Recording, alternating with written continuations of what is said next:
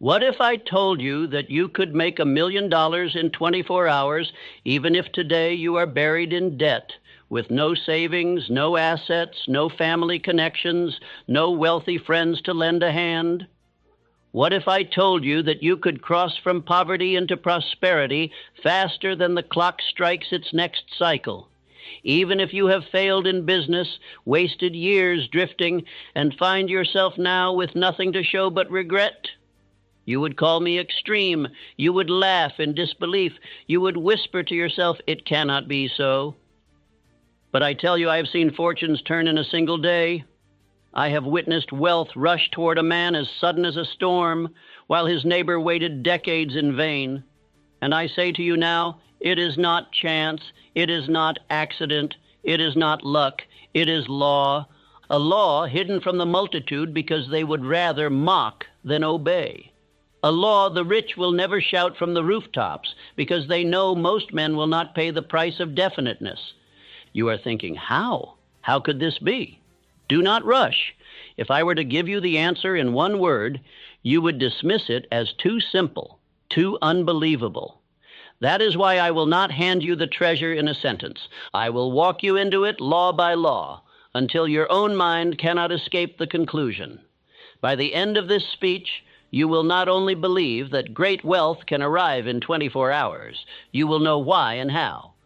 But before I show you, let me place a warning before your eyes.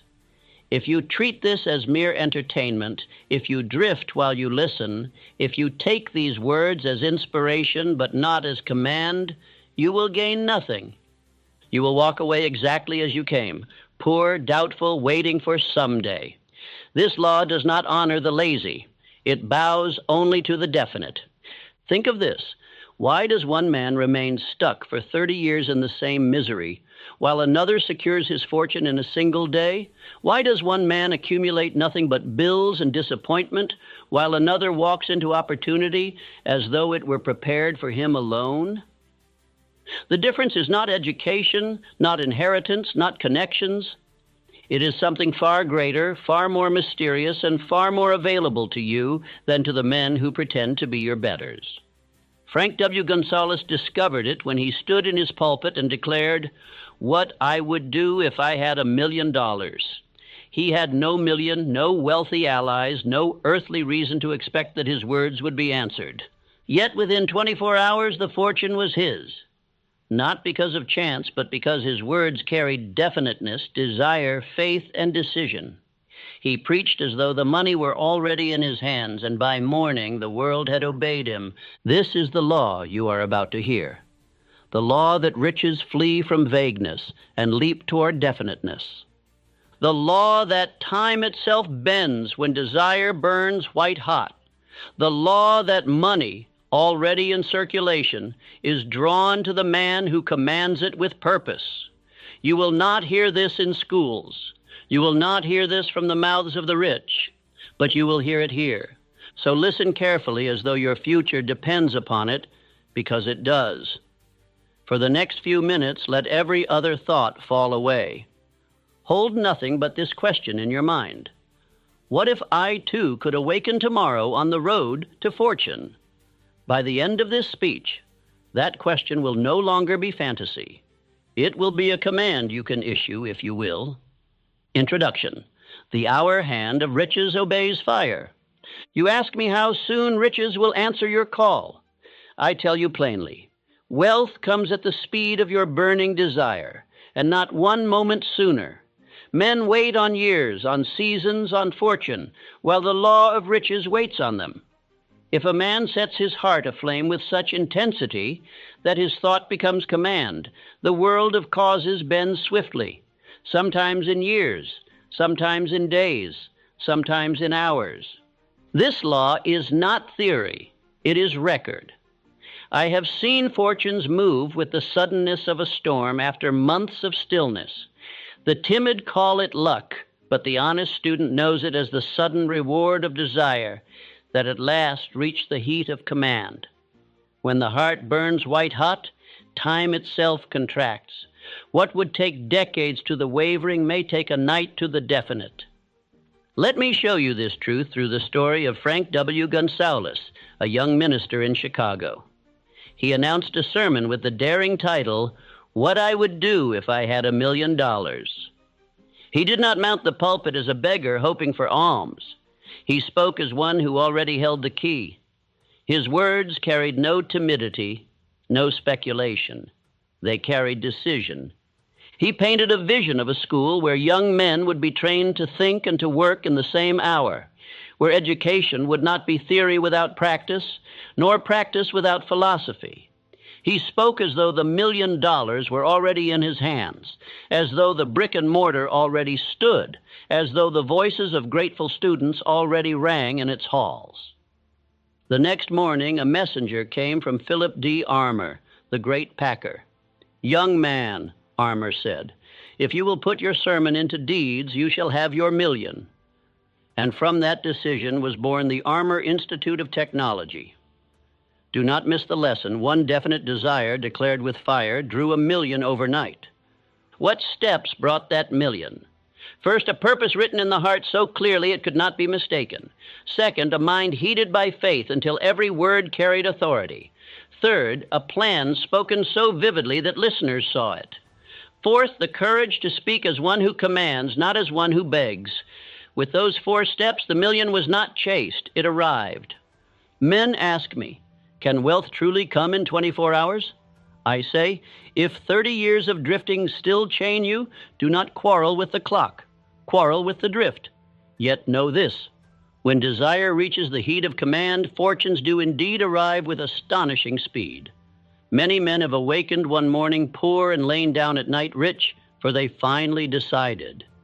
You must learn to distinguish wishing from desiring. Wishes are smoke, desire is fire. Wishes drift with idle talk. Desire fixes its eyes, burns in silence, and moves the limbs to action. Frank Gonzalez did not wish. He declared. Armour did not pity. He invested. The $1,000,000 did not stroll. It hurried, because purpose had summoned it with unmistakable fire. Understand this law. Wealth is not drawn by chance, but by definiteness. Riches are timid around the wavering. They leap toward the bold. The money you seek is already employed by someone else. It will change hands when you prove the stronger master. The purse of the world is not scattered at random. It flows to order, to clarity, to strength. Do not waste your breath on luck. Luck is the name weak men give to the harvest of definite men. When you hear a rich man shrug, "I was fortunate," look behind him. You will see ledgers of definite figures, pages of plans, councils of allies, records of services rendered before reward. He speaks of fortune because he knows the crowd will not believe in method, but method is what crowned him.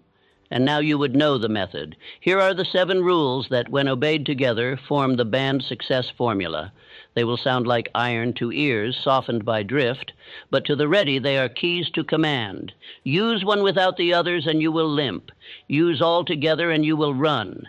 Before you take the first step, bind yourself to a vow. Say aloud, "I will no longer drift. I will write my purpose. I will heat it with faith. I will bind myself by decision. I will plan and move. I will enlist allied minds. I will give more than I am paid, and I will insist upon results." That vow is your passport across the border that separates drifters from masters. Ask me again how soon wealth can arrive, and I answer with the story you have just heard. The distance between want and wealth was one night's sleep. The sermon was not magic. It was definiteness with heat. The same law is waiting upon you now. If your desire is lukewarm, do not accuse the law. Kindle your fire, and the hour hand itself will hurry. Rule 1, write the decree. The world obeys definiteness. Wealth begins not in vaults, but on paper. The first act of a master is to put his purpose into writing. The drifting man talks in clouds. The definite man writes in stone. Take your pen and decree the exact sum you will possess, the date by which it will be yours, and the service you shall give in return. A man who will not write will not reign. Paper without ink is the birthplace of drifting. You may speak with zeal, you may dream with fervor, but until you write, you have not yet commanded yourself. Kings of industry first became kings of a page. Rockefeller wrote his figures before he moved oil. Carnegie wrote capacities before he forged steel. Ford sketched lines of motion before machines marched. Writing is creation's first discipline. Do not think it childish to write sums and dates. Money is timid around vague men, bold with the bold. If you write with clarity, you impress your own subconscious and send forth an order that infinite intelligence can translate into circumstance. Money that is not assigned wanders. Money that has a master's order hastens to serve. Name the uses for your money. The subconscious does not obey mist, but image. Write what it will buy, what service it will fund, what gift it will make. If you write, I shall acquire $50,000 by December 31st through organizing a sales company to distribute, you have struck the law with precision. Vagueness begets vagueness. Clarity begets clarity. Each morning and night, read your decree aloud. Do not mumble as one ashamed. Speak as a herald of your own destiny. Your subconscious responds not to idle words, but to repeated declarations soaked in emotion. Words clothed in heat are seeds. They fall into the deep soil of the mind, and there they root, bloom, and return as ideas, allies, and opportunities. Timid men reap timid harvests. They speak as though half afraid their words will be overheard by doubt. Speak as one who commands, not as one who begs. Speak with thanksgiving, as though the decree were already honored. Gratitude before possession is faith's signature. It convinces the subconscious that the wealth exists, and then it begins to arrange the evidence. Consider Edwin C. Barnes. He wrote his decree not on paper, but on his very life. He declared, I will be business associate to Thomas A. Edison. He did not say, I hope to work for him. He said, I will work with him. His appearance was shabby, his pockets empty, yet his decree was rich. In time, his body walked into the office where his imagination had long sat. The decree preceded the desk. Barnes's pen was his will. His ink was his determination. He spoke his partnership into existence by wearing it in thought, declaring it in desire, and backing it in persistence. The drifting young men around him sought wages. Barnes sought decree, and the decree obeyed him. Let me give you an affirmation for this law. Speak it with firmness. I decree my wealth with definiteness. My pen is law. My tongue is command. My subconscious obeys. Infinite intelligence supplies. Opportunity appears. I act. I do not drift. I write. I decide. I persist. My decree is the mold into which my fortune is poured. Repeat it until you feel it steel. You will be tempted to bury your decree under the vague shelter of someday. That is fear clothed as prudence. Do not permit it. If the date proves too ambitious, you may adjust the clock, but never adjust the definiteness. A moving hand on the calendar does not break the law, but a fogged decree dissolves into nothing. Better to err with bold precision than to rot in haze. Every empire of wealth began with a line on paper. Rockefeller wrote down figures before oil became empire. Carnegie jotted plans of capacity before furnaces roared. Ford drew diagrams of motion before wheels turned. A decree is prophecy in uniform. The world does not bow to dreams unspoken. It bows to written laws of men who refuse to drift. Guard your decree from idle chatter. Do not parade it before doubters who will sow seeds of mockery. It is your law, not theirs. Show them results, not sentences. The decree is a covenant between your conscious will and your subconscious power. Treat it with reverence. When the harvest comes, critics will say, "You are fortunate." You will know you are definite. The act of writing is not mere ritual. It is command in visible form. Your eyes behold your words, your lips rehearse them, your mind absorbs them. Each sense is enlisted until the decree saturates your being. That saturation is faith. Faith is the magnet. The decree is the pole. Wealth is the iron. Once aligned, the attraction is inevitable. Say it again. My decree is my law. My pen is my throne. My words are my command. My fortune obeys me because I am definite. I am not a drifter. I am a master. I write, I speak, I act, and I persist. My decree precedes my riches, and my riches follow my decree. Barnes proved it. Rockefeller proved it. Carnegie proved it. You must now prove it.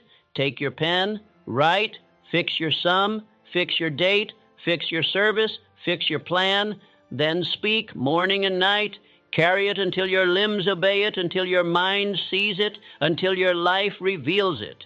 This is the first law. Write the decree. The world obeys definiteness. Rule 2. Ignite the furnace. Desire until the air burns. A decree written cold is a winter sun, light without heat. It gives no harvest. Desire is the flame that turns the decree into a living law. Until your purpose becomes burning desire, it is a wish. Wishes are weak, but desire is fierce. When your heart is set aflame, the world bends, men respond, and opportunities hasten as though ordered by a general. Drifting men say, I would like to be rich, but their words carry no heat, and so nothing moves.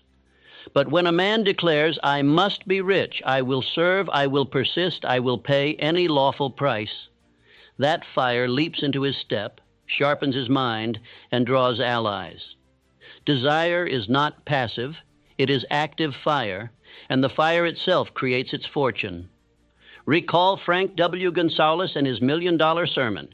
He did not beg, if I had $1 million, perhaps I could. He set the room aflame with a vision of a school. His desire was so vivid that Philip D. Armour felt its heat from his seat. Armour supplied the $1 million not from pity, but from certainty. He saw a man already in possession of the desire. This is the secret. The world does not respond to empty wishes. It responds to burning certainty. Gonzalez spoke as though the school already stood. Armour invested in fire, not in frailty. One sermon, one white-hot desire, and $1 million appeared. That is the furnace. The desire itself is the magnet, the heat, and the proof. How then do you kindle such fire? Begin by seeing your aim with every sense awake. Picture what it looks like. Hear what it will sound like. Feel what it will bring. Count the cost you will pay, and count the blessings it will deliver. The subconscious mind is moved by vivid images. Lukewarm, vague fancies leave it cold. Tie your desire to service greater than yourself. The heart burns fiercest when it blesses others. Armour gave his $1 million not because of Gonzalez's need, but because of his vision to train youth. If your desire fattens only your belly, the soul will grow weary. But if your desire builds, blesses, and uplifts, infinite intelligence lends its fire. Desire transforms you into a magnet. You will notice books, men, and occasions moving toward you as iron filings to a charge. This is not witchcraft. It is the natural law of a mind finally definite. Desire gives off a fragrance. Buyers, helpers, investors catch it. Cold thought has no fragrance, but desire makes the air burn with conviction. Say with me, I permit no lukewarm thought. My desire is fire. It heats my word, quickens my step, and hardens my will. That heat draws men, money, and means. I deserve wealth because I serve greatly. I require wealth because my purpose is large. Desire is my furnace. I stoke it morning and night. Guard your flame. Every day has chillers, idle company, foolish jest, words of fear, and news of ruin. They are buckets of water upon your furnace. Keep close to men and books that fan your fire. Keep far from those who wet your wood. Desire grows not only by fuel, but by protection. A furnace covered with ash loses its heat. Barnes kept his fire alive for years before Edison saw it. 5 years he labored in humble posts, yet in his mind the fire never dimmed. He was already Edison's partner in thought long before the contract arrived. A weak desire would have grown cold. His burning desire made the years serve as fuel until the furnace broke open the door. Desire must be written, spoken, and guarded, but above all it must be felt. Without emotion, the decree is brittle. With emotion, it glows like steel. The subconscious mind answers emotion more quickly than reason. You must therefore feel your wealth before you hold it, see it before you touch it, live it in your spirit before you live it in your home. Repeat again, my desire burns like fire. I feel it, I live it, I command it. I attract men, means, and moments because I am aflame with purpose. I do not wish, I desire. I do not hope, I decide. My furnace glows, my destiny approaches. The timid will call you obsessed. Let them. Obsession with drifting is ruin. Obsession with definiteness is triumph. Every man who altered history was consumed by his desire. Lincoln desired unity, though the nation bled. Edison desired light, though the night mocked him 10,000 times. Ford desired wheels in every home, though experts laughed. Each kept the furnace burning. So must you. Let desire consume hesitation, devour excuses, and melt fear. Each time you speak, stoke the fire. Each time you plan, throw on more fuel. Each time you act, watch the flames leap higher. Wealth is timid with cold men. Wealth hurries toward the hot. Ignite your furnace until the air itself burns. Rule 3. Speak the law. Auto-suggestion that turns brass into gold. Thought is a soldier, but words are the trumpet that sends it marching. You may think strongly, but until you speak, your thought has not yet become command. The subconscious mind does not argue with you. It accepts the voice of authority. And the only authority it recognizes is the word repeated with faith and emotion, spoken as law, never as chance. Auto-suggestion is the channel through which desire and decree are carried into the subconscious. It is the means by which thought becomes flesh, the law becomes deed. The rich practice it daily, though they rarely name it. They repeat their decrees, they affirm their power, they picture their goal while speaking it. Brass thoughts are transmuted into gold actions through this steady repetition. Each morning, upon rising, take your written decree in hand. Read it aloud as one who issues orders to an army. Do not murmur as one doubtful. Stand firm, speak slow, feel every word. Say the sum, the date, the service, the blessing. Each night, before rest, repeat it again until your subconscious accepts it as a completed fact and begins to arrange the evidence in your life. Edison commanded his mind in this way. He did not sit waiting for inspiration like a beggar. He told his inner shop what to deliver, then went to work. He spoke to his subconscious with definiteness. I will produce light. Though thousands of failures came, the inner shop kept producing ideas until at last the decree was fulfilled. Say with me, I see the sum. I name the service. I declare the date. I bless the ones who will be served. I am calm. I am grateful. I am certain. My decree is done. The evidence comes to me. I act as though I already possess it. I walk as one whose order is fulfilled. Speak it until your tongue feels like a king's scepter. Do not hurry these words. Let them drop into your mind like seeds into black soil. Too many rush through affirmations as though they were chores. The subconscious does not respond to hurried sound. It responds to steady, heated declaration. Feel the decree. Speak with thanksgiving in advance. Gratitude is faith with work clothes on. It convinces the subconscious the harvest is already yours. Remember, faith and emotion are the heat. Words spoken cold are brass. Words spoken hot become gold. When you speak with passion, your subconscious accepts. When you speak with certainty, infinite intelligence responds. The inner court goes to work silently, gathering allies, arranging meetings, bringing insights, showing paths you had not seen before. But beware errors. Do not boast to the crowd. Do not scatter your decree before doubters. Public boasting is vanity, not auto-suggestion. Gossiping your plan weakens it. Speak inwardly, not outwardly. Prove your law by action, not chatter. Men will help the worker, but they will laugh at the talker.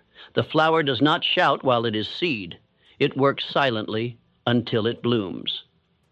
Barnes, before his partnership with Edison, repeated to himself daily that he was Edison's business associate. He had no proof, no contract, no wage worth mentioning, but his tongue rehearsed the decree until his subconscious believed it. His actions then aligned with it, and one day Edison gave him the chance. Brass thought had been turned into gold fact. Say again, my word is law to me. I obey my decree. My subconscious accepts and supplies. Infinite intelligence aligns with me. I do not doubt. I do not drift. I speak, I feel, I act, and I persist.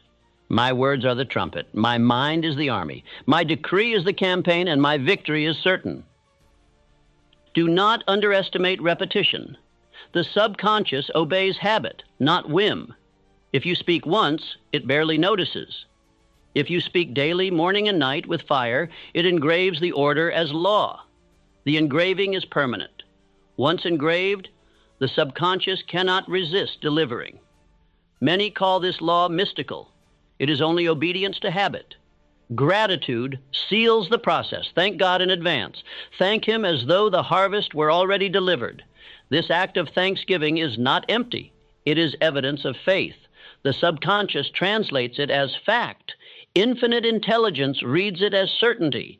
The universe loves the man who gives thanks before he receives. Such a man never waits long for proof. Now, take this drill.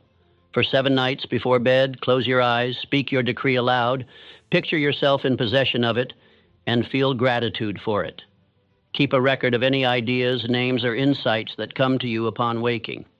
Many fortunes have begun as dawn thoughts, planted by the seeds of nighttime auto-suggestion. Your fortune waits on your obedience. The timid call this self-hypnosis. The wise call it command. You are not fooling yourself when you speak. You are training yourself. You are feeding the furnace of desire, engraving the order in your inner shop, instructing the workers who never sleep. This is how brass thought is hammered into golden fact. Rule 4, lend me your wings, the mastermind that doubles your power. No man becomes a tycoon by the solitary power of his own brain. One mind, however strong, is limited. 2 or more minds, united in harmony and bound to a definite purpose, generate a third invisible mind greater than all. This is the mastermind principle. It is the private secret of the wealthy, the wings that lifted them above ordinary men. When minds meet in discord, nothing happens but quarrel.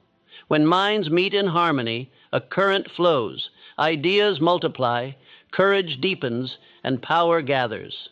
It is like striking flint against steel, sparks leap. The mastermind is not mere partnership, it is fusion. It is not conversation, it is creation. It is the law that multiplies human energy into fortune. Andrew Carnegie admitted openly that his fortune would have been impossible without this law. He surrounded himself with men more skilled than himself. Schwab brought boldness, Gary brought order, others brought knowledge. Alone they were strong. Together they became a magnet that pulled iron from the earth and gold from the markets. That invisible mind among them multiplied every stroke. Charles Schwab was lifted by this law. He was not the most brilliant engineer nor the wealthiest investor, but his energy, his ability to unite men in harmony, his knack for keeping a room electric made him indispensable. Carnegie once said Schwab's faith and fire added millions to the coffers. That was the mastermind at work, 2 men combining into something greater. Do not confuse this law with ordinary alliances. Many sit in meetings where envy, fear, and vanity choke the air. That is not mastermind, that is drift. To create a mastermind, the air must be clean, the aim must be definite, and the members must unite with harmony. Discord drains, harmony charges. How then do you assemble such a power?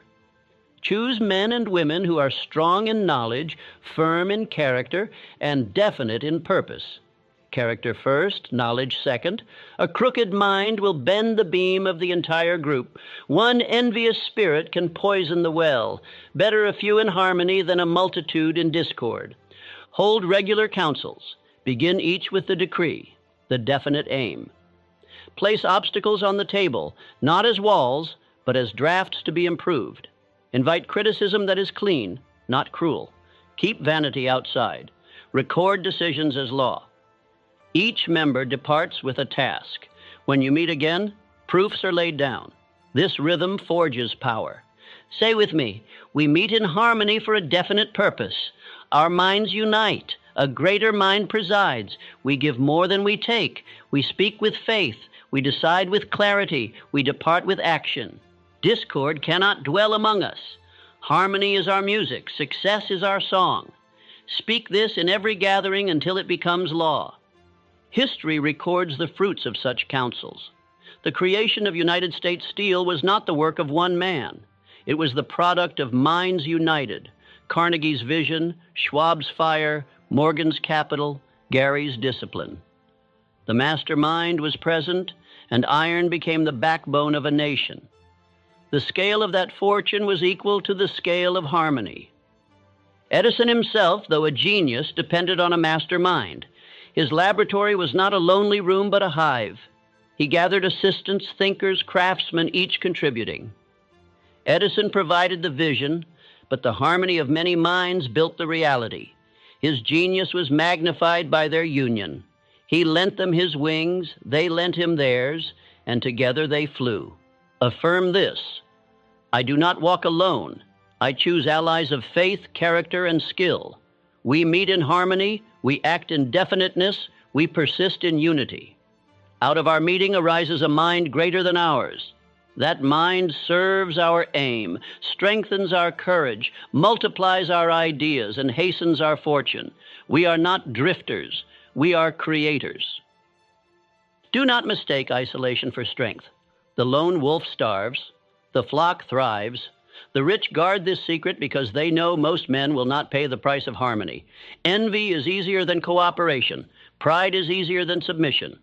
But the man who masters himself enough to unite with others in harmony is the man who multiplies his wings. Your mastermind may begin small, 2 men meeting weekly. Do not despise it. 2 minds united sincerely can draw upon infinite intelligence. Begin where you are. Choose carefully. Meet faithfully. Keep harmony. Keep definiteness. Keep records. Watch how swiftly courage rises, plans multiply, and opportunities appear. That is the invisible hand of the master mind. Say again, we lend each other wings. Our harmony multiplies power. Our definiteness directs it. Our persistence sustains it. Our success proves it. Rule 5. Spend the day before you earn it. Go the extra mile this hour.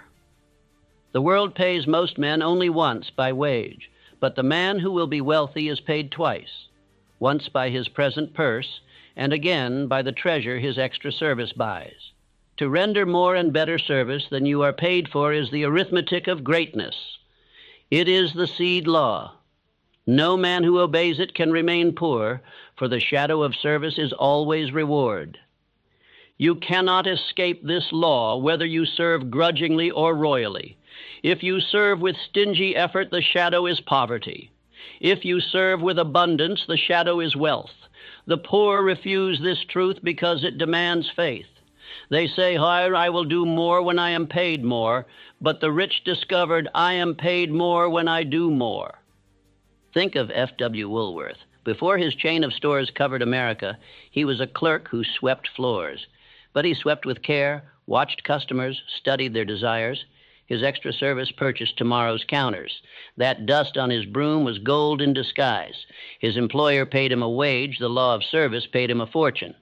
Edwin C. Barnes, before he signed a contract with Edison, did the humble tasks others despised.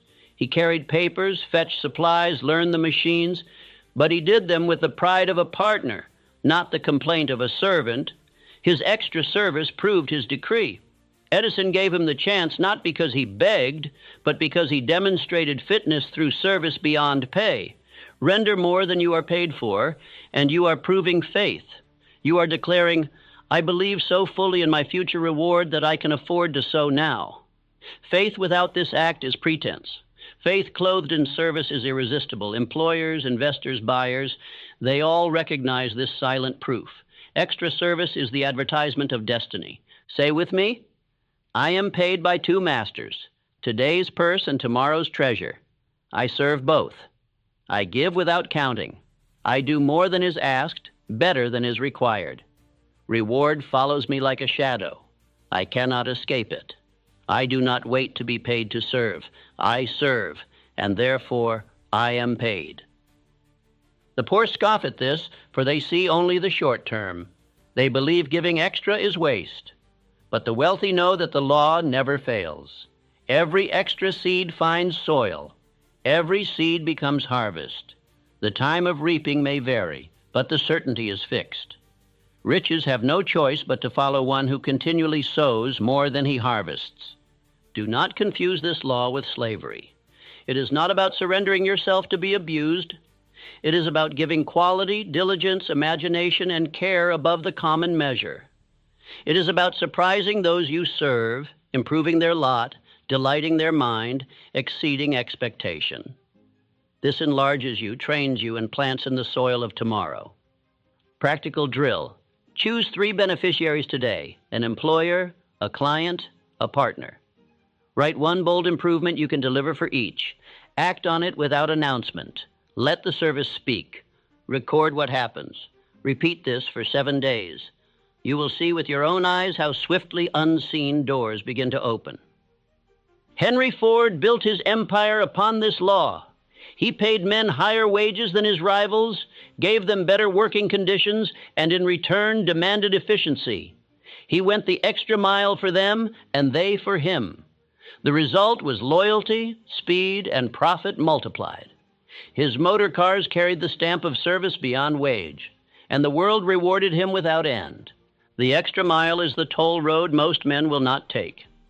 It is steep at the start, but smooth thereafter. At first it feels unrewarded, but in time you realize you have left the crowd far behind. There is little competition on the extra mile, for fear keeps most men on the ordinary road. If you will persist, riches will have no place to go but into your hands. Say again, I am the man of extra service. I do not count the minutes. I do not whine for wage before I work. I plant richly, therefore I harvest richly. My service is greater than my pay, therefore my pay must soon equal my service. I cannot be denied, for I cannot be stopped. I go the extra mile this hour. Every page of history proves it. Rockefeller gave service in organization that far exceeded the crude trade of his day. Carnegie built systems of steel stronger than any then imagined. Schwab offered enthusiasm, drive, and loyalty far beyond his salary. Each man was paid more than any of his generation because each gave more. The arithmetic never fails. Let today be the day you stop measuring narrowly. Stop asking, what is in it for me now? Begin asking, what can I add that will multiply later? Each improvement, each extra care, each added value is a coin placed in the vault of the future. Sooner than you expect, the vault will open, and you will be astonished at the wealth your extra service purchased. Rule 6. Make friends with the clock. Decision and action in 24 hours. You have asked me, can riches truly come in a day? I answer, yes, if you will obey the law of swift decision and action. Most men are defeated not by poverty, but by delay. They postpone letters, calls, plans, and bold moves until the chance has rotted. The man who decides today and acts today has harnessed time as his ally. The drifter treats time as enemy. The master makes it servant. Decision is the door through which destiny enters. Indecision is drift. When you hesitate, you leave the door wide for fear, doubt, and chance. Henry Ford listened to engineers who declared his V8 motor impossible. He did not appoint a committee to study impossibility. He decided, produce it anyway. His decision shortened time, compressed years into months, and gave him mastery of an industry. Think of the 24 hours before you now. You may waste them on worry, drift, and idle chatter, or you may compress them into a lever that moves your life. In one day, you can write your decree, rehearse it aloud, ignite desire with vivid pictures, repeat your auto-suggestions with fire, meet or call 2 allies for your mastermind, deliver 1 act of extra service, and take 1 bold step you have postponed. That day is worth a year. The timid will say, one day cannot matter. But history is built on single days. One day Gonzales preached, and Armour gave 1,000,000. One day Lincoln signed a decree that freed a people. One day Rockefeller closed a deal that shifted the world's oil. Riches and power respect time because they are born in the decisive hour. You must learn to act while the day is yours. List the oldest act you have delayed, a call you have feared, a plan you have postponed, a truth you have silenced. Place it first tomorrow after sunrise. Do it before breakfast if you must starve fear. The act itself will release energy, summon allies, and feed courage. Delay is death to faith. Decision is life to faith. Say with me, I trade 24 hours for momentum. I decide now. I act now. I do not drift. I do not wait. The world respects speed when speed serves quality. I step into rooms my doubt kept shut. I feed the day with deeds. The day feeds me with returns. I win the hour wins the week. Do not mistake swiftness for recklessness. Decision is not folly. It is definiteness. The reckless man acts without plan. The master decides quickly because he has already fixed his purpose. His decree guides him, his desire fuels him, his auto-suggestions command him, his master mind supports him, his extra service proves him. Decision is the natural fruit of definiteness. Think of your 24 hours as coins. Every moment spent in hesitation is a coin dropped into the gutter. Every moment spent in definite action is a coin invested at compound interest. The poor scatter their coins on trifles.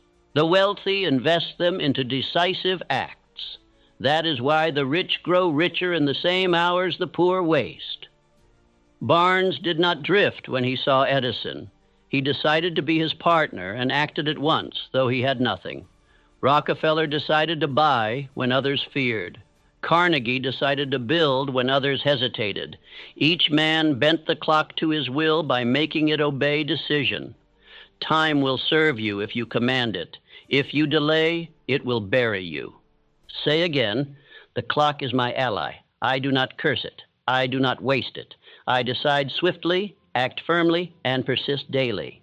Each hour is my servant. Each act multiplies. Each day compresses years. Fear cannot rule me, for I refuse delay. The clock does not defeat me, I master it. Let tomorrow be your test. Write your decree. Speak it.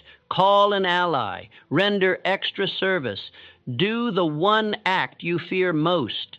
Before 24 hours pass, you will feel a surge of energy, a sense of mastery. You will know that the law has begun to move. Make friends with the clock, and you will never again be its victim. Rule 7, seal it in the deep, subconscious alliance with infinite intelligence. Every outer act of wealth is rooted in the inner covenant. The subconscious mind is the silent partner that never sleeps. It obeys the orders you feed it. It multiplies the seed of your words, your images.